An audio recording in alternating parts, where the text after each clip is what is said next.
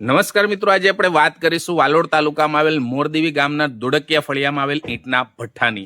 ઈંટના ભઠ્ઠા તો ઘણા બધા તાપી જિલ્લામાં આવેલ છે. રોજીરોટી માટે ઘણા બધા ઈંટના ભઠ્ઠા ચાલતા હોય છે અલગ અલગ તાલુકાઓમાં, પણ વાલોડ તાલુકાનો આ વિશેષ ઈંટનો ભઠ્ઠો એટલા માટે ગણાય છે કે ત્યાં બાળ મજૂરો દ્વારા કામ કરવામાં આવે છે. જે દેશી ન્યૂઝની ટીમ ત્યારે પહોંચી ત્યારે જોવા મળ્યું કે ત્યાં નાના નાના બાળકો, 15 વર્ષનો એક દીકરો, 17 વર્ષની એક દીકરી, 15 વર્ષની દીકરી, એવા નાના નાના બાળકો જે ભણવાની અને રમવાની ઉંમરમાં ઈંટના ભઠ્ઠા પર કામ કરતા જોવા મળ્યા હતા. ત્યારે હવે જોવું એ રહ્યું કે જે બાળ મજૂરી નાબૂદીની વાતો જિલ્લામાં ચાલતી હોય છે, ત્યારે આવા ઈંટના ભઠ્ઠાઓ પર આકસ્મિક ચેકિંગ જ્યારે થાય ત્યારે ચોક્કસથી સ્થળ પર આવા બાળ મજૂરો પકડાશે.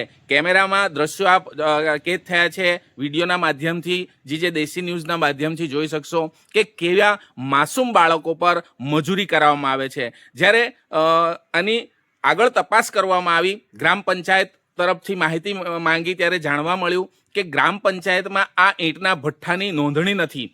અલ્પેશ નામના કોઈ વ્યક્તિનો આ જે ભઠ્ઠો છે એની નોંધણી ગ્રામ પંચાયતમાં નથી. ગ્રામ પંચાયતમાં નથી એટલે દેખીતી વાત છે કે તાલુકામાં એની નોંધણી હશે નહીં. એટલો મોટો ઈંટનો ભઠ્ઠો છે કે એ આટલી બધી માટી એ જંગલ વિસ્તારમાં લાવે છે ક્યાંથી?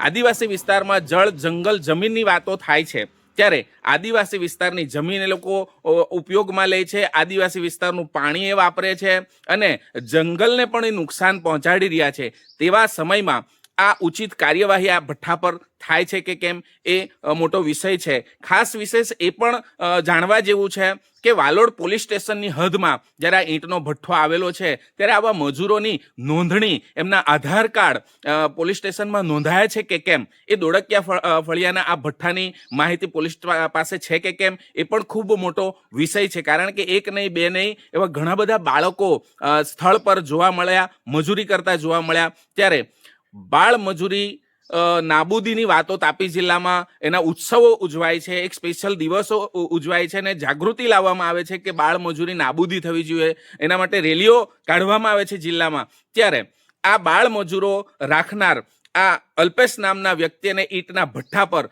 ઉચિત કાર્યવાહી હવે જવાબદાર અધિકારીઓ અને પોલીસ વિભાગ ક્યારે કરે છે એ હવે જોવું રહ્યું. कितने साल से इधर काम करता है?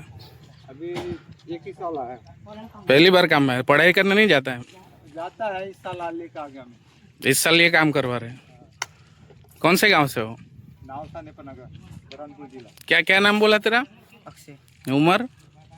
14 साल. कौन है मालिक भट्ठे का? मालिक का नाम? આગળ આ ભઠ્ઠાની વાત કરીએ તો ભૂતકાળમાં પણ આ ભઠ્ઠા પર બાળ મજૂરો પકડાયા છે, પણ ત્યારે પણ કોઈ ઉચિત કાર્યવાહી કેમ નથી કરવામાં આવી એ ખૂબ મોટો પ્રશ્ન છે. એ ગ્રામ પંચાયતથી આગળ જઈને કેમ એ ગામમાં ભઠ્ઠો ચલાવી શકે છે અને કેવી રીતે ચલાવી શકે છે એ ખૂબ મોટો પ્રશ્ન છે. કારણ કે સરપંચને પણ એની જાણ નથી, તલાટીને એની જાણ નથી અને કોઈ એવું લેખિત એમની પાસે પુરાવા નથી કે દોડકિયા ફળિયામાં જાહેરમાં આ રીતે ભઠ્ઠો ચલાવી શકે.